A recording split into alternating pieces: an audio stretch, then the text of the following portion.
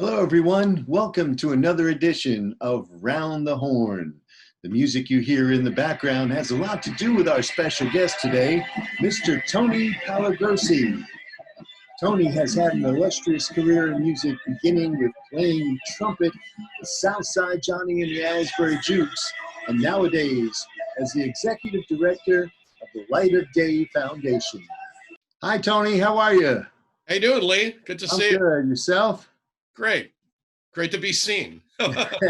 Seen anywhere, that's for sure.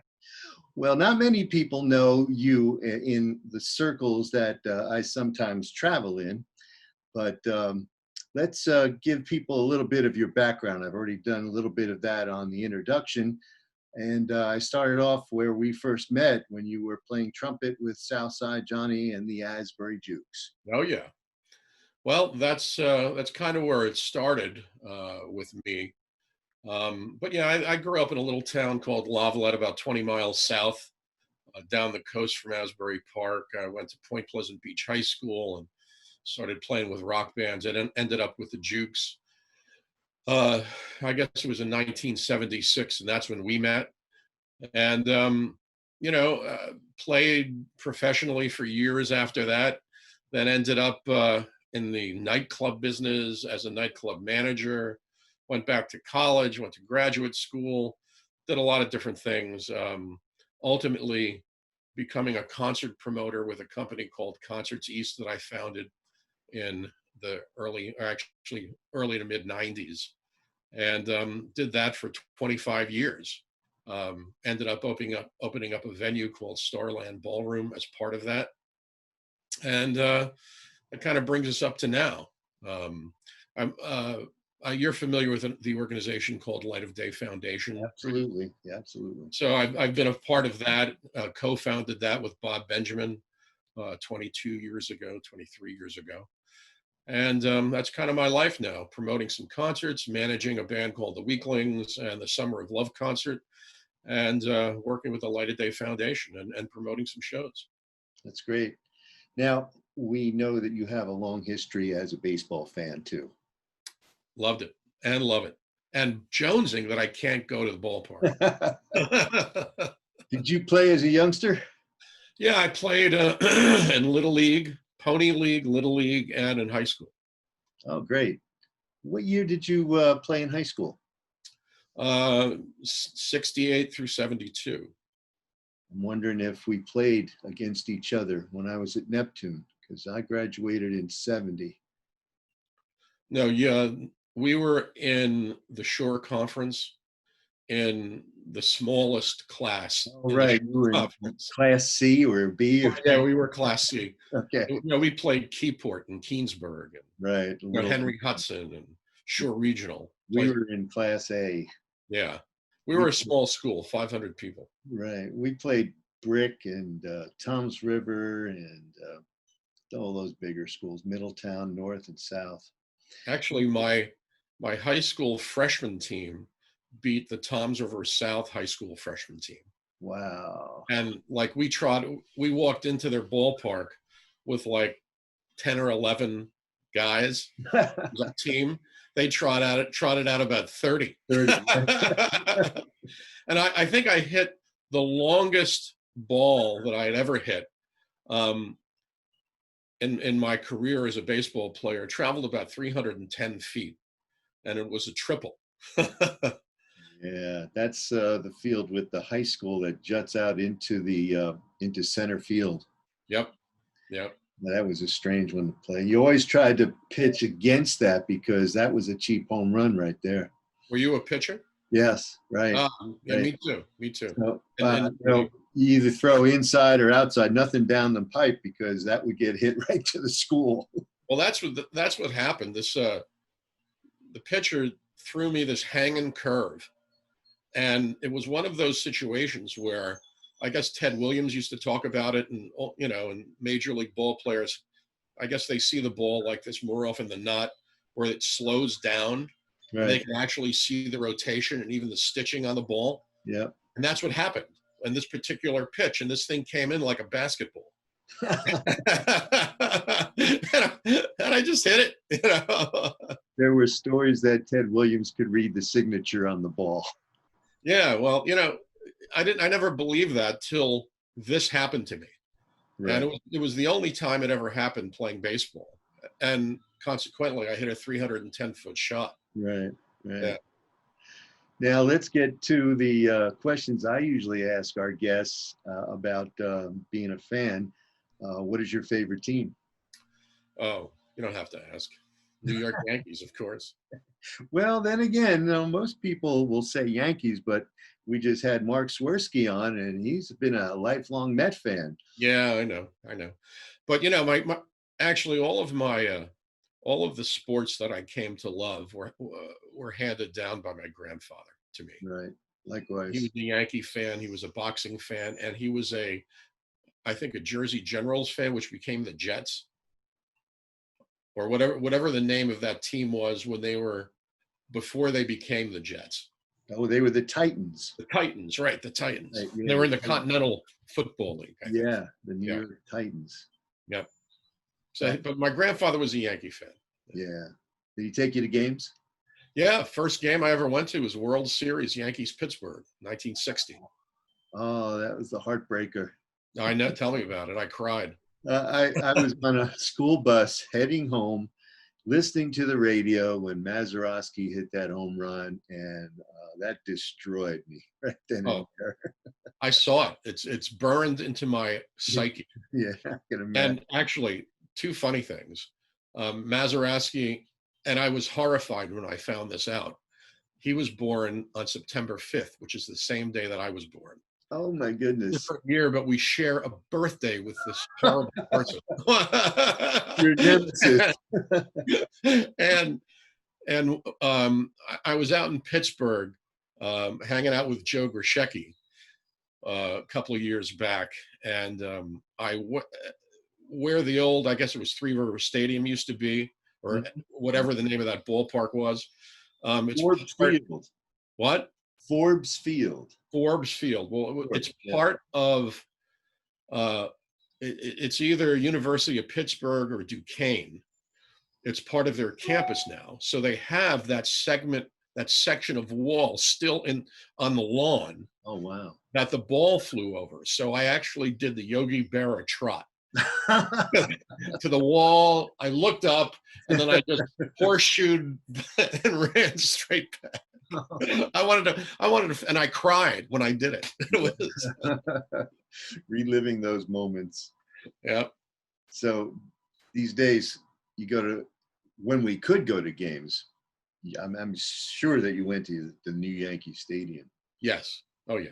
Well, which did you prefer, the new or the old one? Oh, the old one. It was louder. Yeah. That's what I miss. I remember I played in an all-star game there, and I was in the outfield running, some sprints, and I looked up to see, the overhang in the upper deck. Yeah. It was so close. If they spit on you, they would hit you. Yeah. From that upper deck. And it was something about the way it was built that just kept all of the sound and the vibration of the fans cheering. Yeah. It just it focused it. It centered it. And when we would get crazy, I mean the intensity was just incredible. And you don't feel in the new Yankee Stadium, that doesn't happen. Acoustically, it just doesn't function the same way. And I miss that. To me, it looks like a ball field inside of a big shopping mall. Right? Because you got to go into the mall first before you get to the field. I remember when they were when they were opening and they talked about the wide concourses and all of that. Right, sure. I'm thinking, who cares about wide concourses? What are you talking? That's where the stores are. And your favorite player? Well, Mickey Mantle, of course. But as an infielder, I was a real fan of Bobby Richardson's. Oh yeah, my goodness. Because when I wasn't pitching, I was a second baseman. Right. And I was a natural second baseman. I played third, I played shortstop, but I had to work too hard playing shortstop. And so Bobby was really the guy that I kind of emotionally and psychically and spiritually patterned myself after as a player. Yeah. When I played in that All-Star game I just mentioned to you, we got to dress in an alternate clubhouse. Not, they wouldn't let us use the Yankee clubhouse, but it was actually the location where Bobby Richardson would have Sunday services. Yeah. Because he's a minister. Yes. Yeah. So yeah, that was an interesting situation. In the days when players had winter jobs, right? Yeah, right. And that's how they kept in shape. At least some of them did. Yeah. I remember didn't Phil Rizzuto work in a clothing store in Newark or something? something like that. Yeah. Yeah. Right. Imagine buying a suit from Phil. You could sell anything, that guy. Yeah, exactly. Jack Scarangella has some great stories about Phil Rizzuto. Yeah. What I was going to mention was I heard that Babe Ruth used to go around and play pickup games all over just to make money. Really? Yeah, and did you know that the Yankees used Asbury Park as a spring training site one year? Yes. And, I have to show you this, but I have and I think it was shot in Asbury Park. I have this candid picture that I found in the back of an antique center in Point Pleasant Beach. It was reversed, so I couldn't see the picture. I could just see the frame, and I picked it up because the frame looked interesting. Right. And I turned it around, and it was Lou Gehrig in a warm-up jacket. Right. And I think it was during spring training in Asbury Park. Yeah. And then one year they used Lakewood. Yeah. Yeah. It could have been there too, but. Yeah, I found out when I saw some photos that a couple of people had in a book, and I think they were using Sunset Park. Yeah. Which really was not a baseball field, or maybe they used Asbury Park High School. I thought they used the high school. That's what I thought. Yeah. But I have to show you this picture. I've never seen this picture anywhere else. Yeah, those are guys that I wish I would have had at least an ability to see it maybe in a film or video to see some of those guys play. Well, isn't there any film of Gehrig play? There could be, I guess. We just have to look it up on YouTube and see if it's there. Yeah. As you go back and look at some of the games that they're showing on ESPN and MLB Network, some of the old games, they're not going back further than the mid 60s or so. Yeah. It's interesting to watch a black and white baseball game. No, I love it. I love it. Yeah. And some of the World Series games had Lindsey Nelson, and you had a few other people that Tom Seaver, when he had just, he was still playing and he was being a commentator. Same thing with Tony Kubek. Right. Those were great announcers back in those days. Yeah. Yeah. Well, I loved Red Barber and Mel Allen. Those are my games. I got to work with Mel once at WJLK when I was there. Yeah. He had such a great, like you do, two great voices. Well, those guys were unbelievable. And they were both Southerners. Really? Yeah, both of them were Southerners, especially Red Barber. I mean, he had those, sayings that you would hear down south, but you wouldn't hear up north, like sitting in the catbird seat. Right. Those kind of things. Mel was, I think, had a Southern accent as well, too. You could hear a trace of it in Red Barber from what I remember, but oh, absolutely. It never struck me that Mel Allen was from the South. I'd have to look up where he was born. But when he came into the studio to do a commercial for somebody, I'm not sure who it was, but it was perfect. Came in with the hat, that old hat he used to wear. Yep. And then he read the script once, did one take, and then he was out the door. I mean, he was there probably a whole half hour at the most. What a pro. Yeah, absolutely. And that's what I said. I said, God, that's a pro right there, man. One take Mel. Did you kind of get goosebumps when you heard that voice? Oh, yeah. It was absolutely. It was, well, I didn't know who it was when they told me there was going to have somebody read some copy, and I had to record him. I didn't know who he was going to be. Yeah. Mel Allen, and it was Hey, definitely Mel, that's for sure. Yeah. And probably not too long after he retired from announcing or was fired. You never know what the situation is with announcers back then. But that was an interesting situation. So who do you like these days, player wise? These days. Well, you know, uh, I like Aaron Judge. Um, although I'm kind of, I'm questioning his durability. He seems to be. All of these guys seem to get injured so often. Yeah. Um, Stanton. They're just always on the DL, uh, and it becomes a situation where you have to rely. The bench becomes as important as your starters. Yeah, absolutely. Right, right, You right. know, um, and I think last year the Yankees certainly did a great job with their bench because they had so many people out. Um, Yeah, the rookie came up and did a great job. yeah, it's going to be interesting it would have been interesting to see what happened this year with the Yankees pitching rotation. Um, with what was the cat that they got from Houston? What's his name? Oh, Jared Cole. Right, right, right.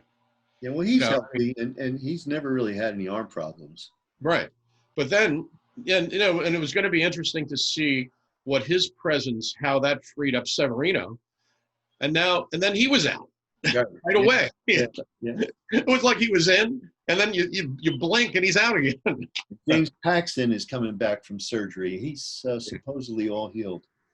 This should be a good season. And it's going to be interesting because if they go with what has been projected, with three divisions of different mixed in American League and National League teams, it's going to be kind of strange.